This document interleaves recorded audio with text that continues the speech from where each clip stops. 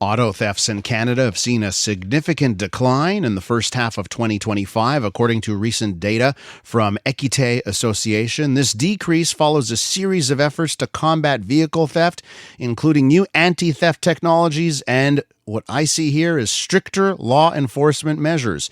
Despite this progress, authorities remain vigilant, warning that auto theft is still a major problem. Let's go to Bryan Gast. He's VP of Investigative Services over at Équité Association. Bryan, welcome back to the program.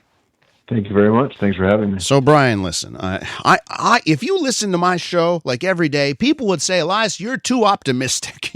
Like people would look at me and say, you're too naive sometimes. On this subject, I'm actually going to be the pessimist here. I'm looking at these numbers. I see a decrease. Okay.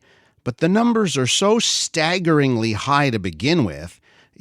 To me, at one point, yes, of course you're going to have a decrease here. So how do you view these numbers? Because I'm a little bit skeptical when I see that in the first 6 months of this year, we still had 23,000 vehicles reported stolen.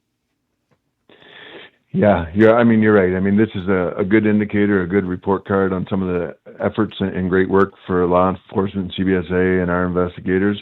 But you're right, and we're still not back to pre-pandemic numbers. Organized crime is still using this as a funding mechanism for their criminal operations. It's not a victimless crime. It's not just a property crime. It's a public safety issue. So that's why we're working so diligently with our partners to make this trend continue to decline. And when you talk about the effects, right? I still remember how I interviewed someone who was with the Canada's top 10 most wanted, the people that do that list. And I asked him at the time, hey, what is all these names that we see? Is there anything really curious that they have in common? And he just said, you know what? There's a lot of car theft on this list. Like people that are involved in car theft also are most wanted because of murder and other things. So I see those connections as well. And I've heard about those connections. So, okay, let's try and get to the good news. What are the things that have changed that would account for the drop? And I would say the meager drop, but the drop that we've seen. Yeah, I mean, I'll credit media for this as well, making people aware of not only what the problem is, but what they can do to protect their vehicles and their vehicle from being stolen or reduce the likelihood of it. And the sheer collaboration and cooperation started really in Ontario with the provincial announcements for funding, standing up the provincial auto theft team, who have worked very closely with Montreal Police and Sûreté.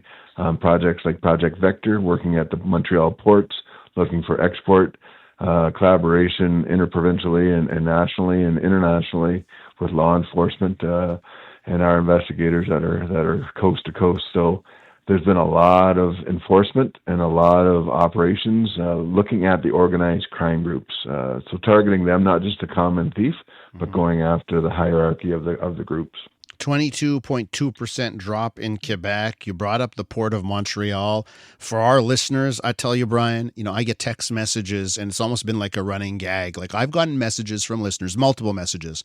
They're like, Elias, I worked at the port or I work at the port. This happens. Nobody does anything. We all know what's happening, right? Like those are the types of, and again, these are just text messages. I don't know how valid they are, but it seems to me like this is something we all knew was up. Have things changed at the Port of Montreal? They have. The numbers are coming down. Like I said, there's a lot of information sharing CBSA, and one of the things that came out of the National Action Plan is funding and resources and prioritization. Vehicle crimes is seen as more than just a property crime. It is a public safety issue. So there's been a lot of efforts at the Port of Montreal. Not to say that criminals won't maneuver and transition to other areas and other exit points, but again, we're not tunnel vision. We're not looking at just the Port of Montreal as an exit point, but the numbers have decreased significantly at the Port of Montreal. Not to say that it stopped. It'll never stop, but it is going in the right direction for sure. Bryan, what happens to someone who's arrested for stealing a car in this country? Yeah, and there lies some of the problems. It is seen as a high reward, low risk. This is one of the nice areas with the dedicated prosecutors that are being utilized, going after the criminal organization charges. which bring along a more significant penalty versus typically possessing of stolen property. The likelihood of consequence, significant consequence, is fairly low. So they see this as a high reward, low risk. Mm-hmm. And if you get caught with $100,000 vehicle versus $100,000 worth of drugs, you're going probably to prison for the drugs, not for the vehicle. Do we know what's the typical? I don't know if you. I mean, you must see cases, or you must know about this. So, what's the typical? You're 20 years old. You get arrested for stealing a bunch of cars. How much time do you spend in prison? That's. I mean, it varies on the individual and the elements of the case, but the likelihood of going to prison would be low. Would be so you don't even go to prison, because I was going to ask you, is it hours, days, months, or years? And the answer is none of the above. It's zero. It's not even seconds. Well, it depends what the involvement is. I mean, that's the significance of the going after the criminal organization. If you get higher up in the hierarchy of the crim org, the decision makers. That's where you're seeing more significant. They get the months, and boy, do they learn a lesson after getting the months of jail time. We're with Bryan Gast. He's a VP of Investigative Services at Équité Association. So, Bryan, I mean, you can hear it in my voice, right? Like, it's never happened to me. Knock on wood, but I also have a car where the technology is there. I don't understand why all cars aren't like this, but my car, I know exactly where it is. I can follow it in real time. I can make sure it cannot be driven whenever I want.